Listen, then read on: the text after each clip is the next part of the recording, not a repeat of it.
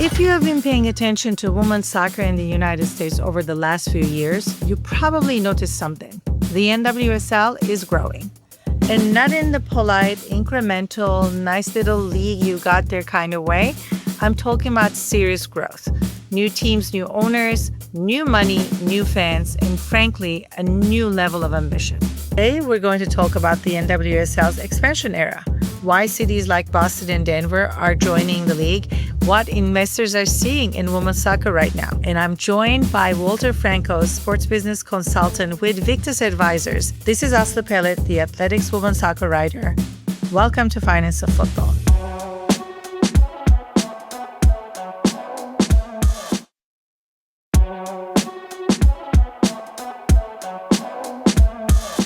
We're back, and my guest, Walter Franco with Victus Advisors, is with me. Welcome to the show again, Walter. How are you? How is life? Doing well, staying super busy with Victus, doing a lot of exciting projects. As you know, the NWSL season just kicked off last weekend. What were your thoughts? Were you able to catch a glimpse of what was going on with the new franchises coming in? What are your thoughts on that? So the one that I keep kind of closer tabs on is Utah Royals, because I'm here in Utah. And so they got a new signing with a Mexican player, Gianna Palacios, has national team experience, was at Club America. And so I think there's a lot of excitement with the Royals, with having a player of that caliber on the here locally, not just from a player standpoint, but also too in just being able to embrace and really resonate with the Mexican American community in Utah. So I think that's definitely exciting. You mentioned Mexican player. But when we look at it, I mean, this is probably, arguably the most, the best soccer league, women's soccer league in the world. Huge stars flock here to play in this league because of the excitement that it brings for a player, the chaotic nature of it and the competitiveness of it. From the investor perspective, I'm sure you're hearing, Commissioner Berman mentioned many times the league will continue to grow.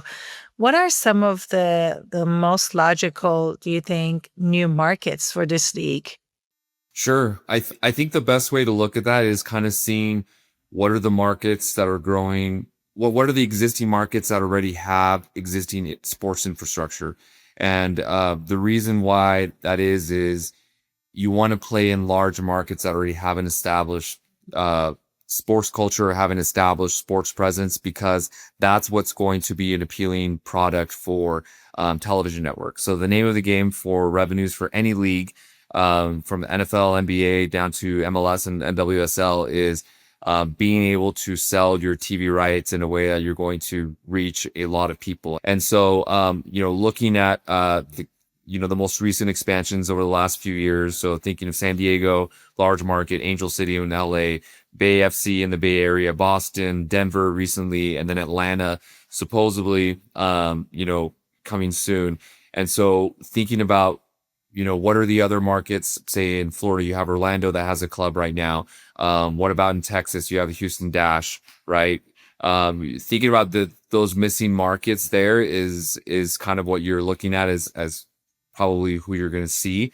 I think the one thing that Commissioner Bergen and NWSL, they're probably doing now is just being very cautious and strategic about those next steps, because you want to avoid growing too fast where you're getting 3-4 franchises coming online in a matter of 2 or 3 years, and you want to make sure that you're not diluting talent, number one, but you want to make sure that you're growing as the league grows from a revenue standpoint, right? And so I think the future of NWSL is definitely bright, but you have to be definitely cautious and strategic about how that growth looks like. Yes, we don't want to dilute the product, but local rivalries are super important for growth of the revenue, because rivalries bring eyeballs. I mean, I think that is something to pay attention to bring actually teams close enough that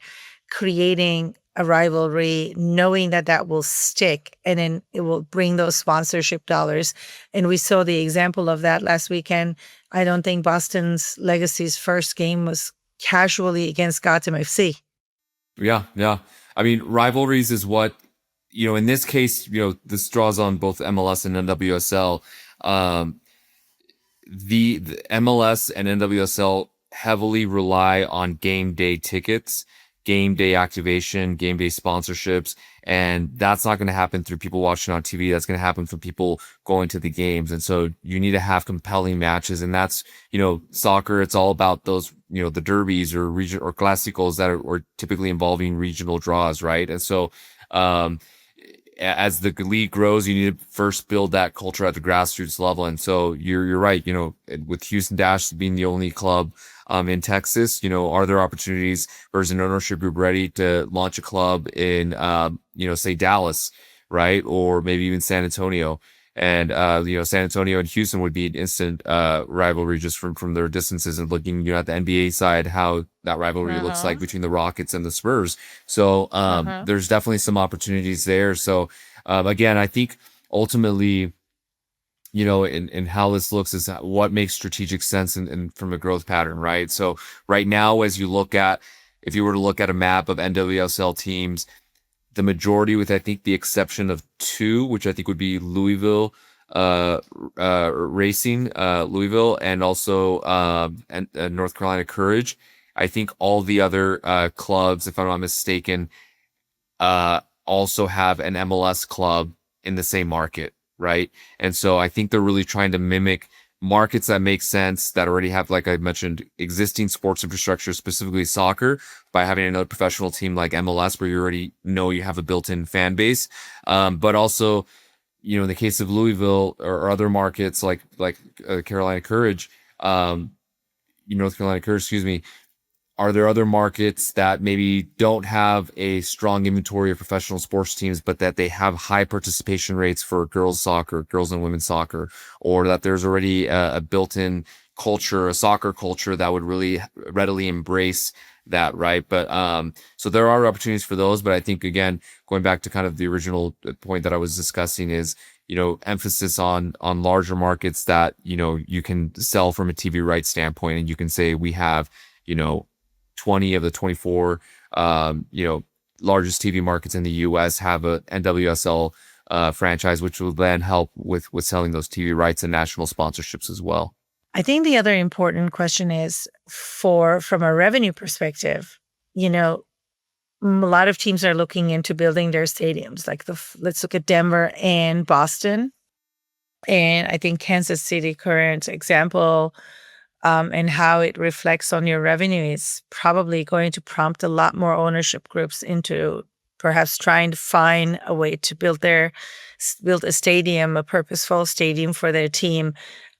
What do you think about that? Absolutely. That's a great point. And so we actually did the economic impact study for a CPKC Stadium in Kansas City for Kansas City Current. So we're very familiar in that process, and specifically with it being the first women soccer specific stadium in the country.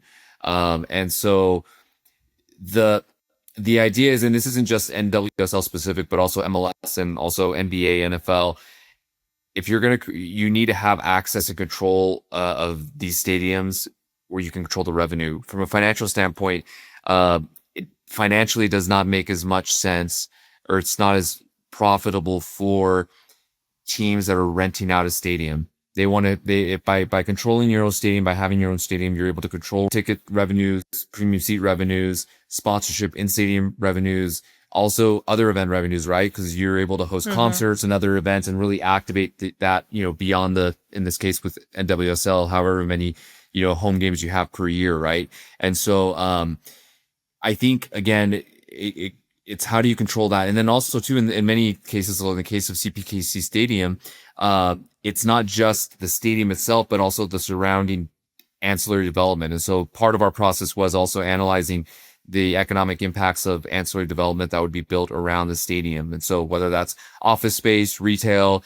really becoming a destination. And that's really across the spectrum of all sports is, for all these new stadiums that you're hearing about in the NFL and the NBA, and obviously now in the NWSL, owners are not just talking about building a stadium, but they're also naming these areas districts, sports and or entertainment districts, because they're going to control the revenues that are before the game, during the game, and also after the game. So you're going to go to, you're going to have a few drinks or have dinner before the game.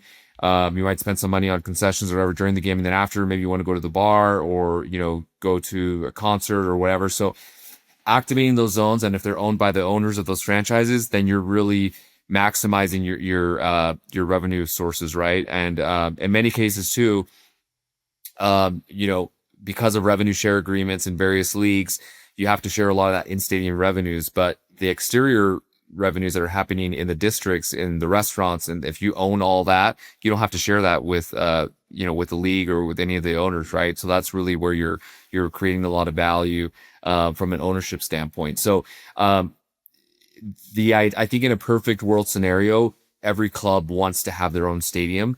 They want to have access at first priority to their events and really maximize their revenues.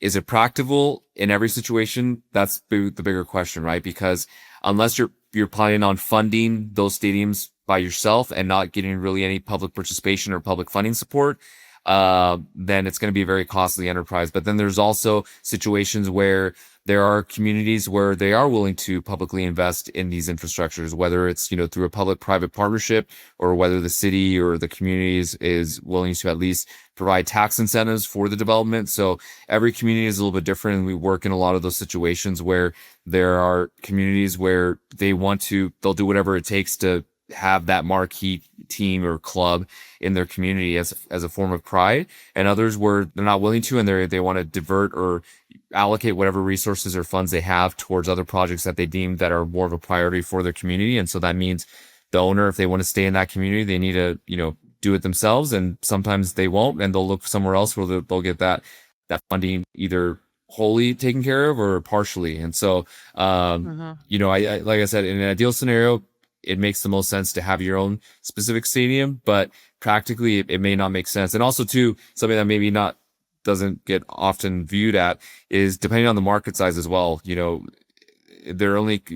want to avoid diminishing returns with sports entertainment venues in a market. If you have X amount of soccer stadiums or outdoor stadiums in a market, and you all try to host the same number of concerts, you're going to cannibalize each other, and then the economic impacts that you try to realize or the financial benefits will actually be diminishing for everyone involved, because you're all just competing against each other, right? And so it doesn't make a lot of sense. So you have to be very strategic as well from a feasibility standpoint and say, okay, does it make sense to add an additional stadium to our market, or are we already oversaturated? So let's just try to work out a deal if we're going to rent a facility where we can have just more favorable terms for that we can still be sustainable operationally and financially.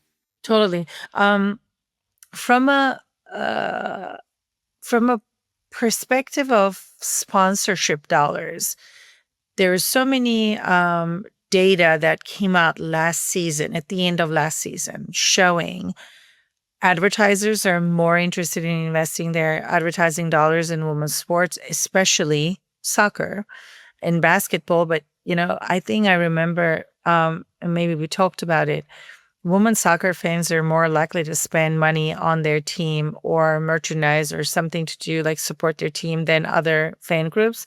How does that reflect when you guys make assessments of a potential, franchise coming into, or like trying to get into the bidding process or whatnot, and, guiding them through this, exercise of like, this is what will happen if you bring a franchise to this city, to this market, based on this demographic? Like, walk me through that process when you're, telling the investors potentials around that new opportunities and sponsorship revenue that wasn't there, let's say 3 years ago. Yeah, I think the simple answer is looking at the local demographics, understanding, what the demographic makeup is of the specific market, in terms of, you simply put, how many females or soccer fans are in the community, how many of those are females or women or girls, and then also looking at what the grassroots level is of soccer participation, right? So North Carolina specifically, they have one of the highest rates of girls soccer participation, and there's just a very, very strong culture in the whole state for youth soccer, both on the boys and girls side.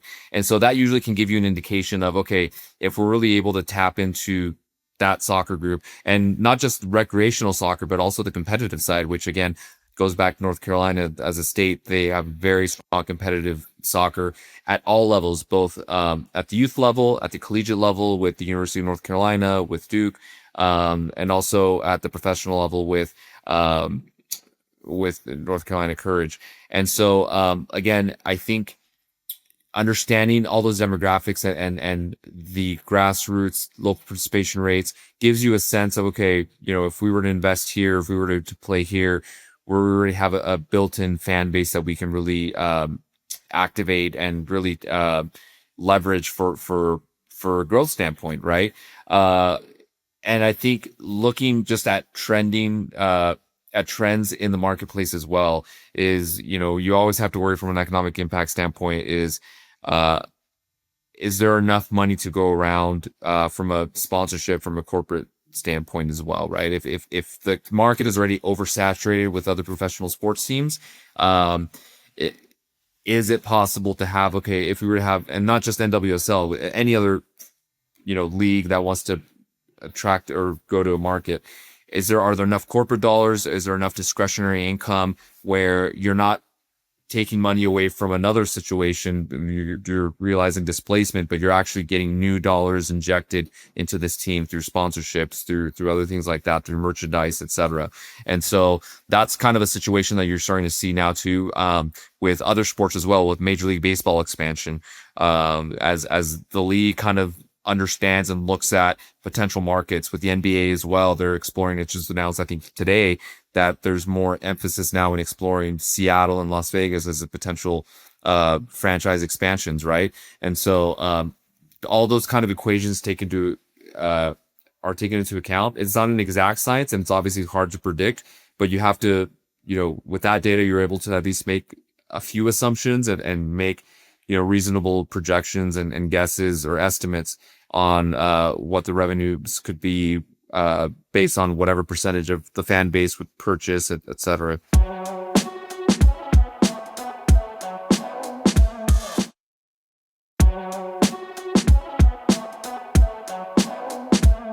In 2022, I think when I first met you, or 2021, the amount of calls you were getting versus today, what is that like? How many, what is the interest from the investor? Like, do you get more phone calls around, asking your advice to assess the investor groups about how to get involved in this league? Is there like a percentage that you can share that uptick in demand?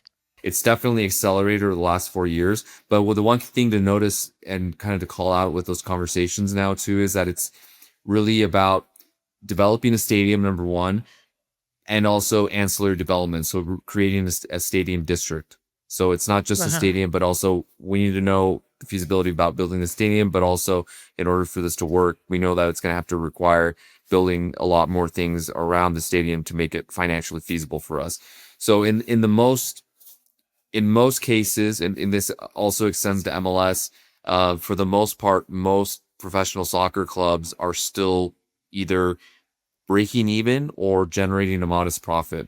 There's extreme examples in the case of Inter Miami, which obviously with Messi, they're generating hundreds of millions of dollars, but not everyone is in that fortunate situation. And so the majority are still really, they're stabilized, but they're still not, at the level of the NFL, right? Where they're just profiting hundreds of millions of dollars. And so, they know that in order the club alone won't be financially viable. They need to have other revenue sources. And oftentimes that's going to happen through these ancillary developments, close to the stadiums. Let's talk about on the pitch product, because I feel like, without the talent, filling stadiums is impossible. And we're seeing on the women's side, the dollar amount spent on players is getting bigger. Are investors worried about spending more money on talent? They're thinking, if I buy a team, I have to spend more money than, say, X years ago. And how would that impact my, investment in the long run? Or they're willing to pay that extra so that, like the Messi example or the Trinity Rodman example, when you have a star, people come. They come and watch your game, your team. So I guess there's two ways of looking at it. That's a great question. I don't think we've reached that true peak yet where it's become a challenging issue. I think NWSL is still recognizing that they need to grow. They really want to be the premier league of global soccer in the US. And also in the case of US, I think for better or worse, the culture for consumerism in the US is we need to have the best leagues. We need to have the best products for everything in the world, right? And so that includes soccer. And so to have from perception standpoint, a secondary league to other global leagues, in the world, I think there's a lot of people that don't want that. And so in order to do that means you have to invest more money. So, over the next few years, that's why we're seeing franchise value so much higher too. That's obviously helping the league and also showing the potential for the league. But, you're going to start seeing it almost feels like with every new signing for women's soccer players that are prominent player, it's going to be a record-breaking signing, and the next one will be record-breaking, et cetera, right? So I think we're going to see that for the next, several, up to the next 5 years before you start to kind of see a plateau, so to speak. Walter, I really appreciate your time. Let's talk again very soon. Have a great day. Thanks, Asa. Now it's time for our World Cup date. The U.S. men's national team has unveiled its kits for the 2026 FIFA World Cup, and the designs mark a deliberate shift towards a stronger visual identity, if I may say that.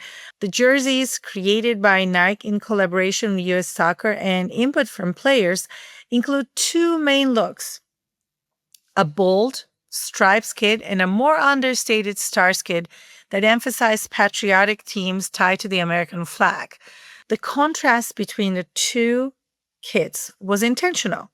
I'm told that the designers wanted a loud version for a patriotic version of the jersey and another one that is more cleaner and more understated for a broader appeal.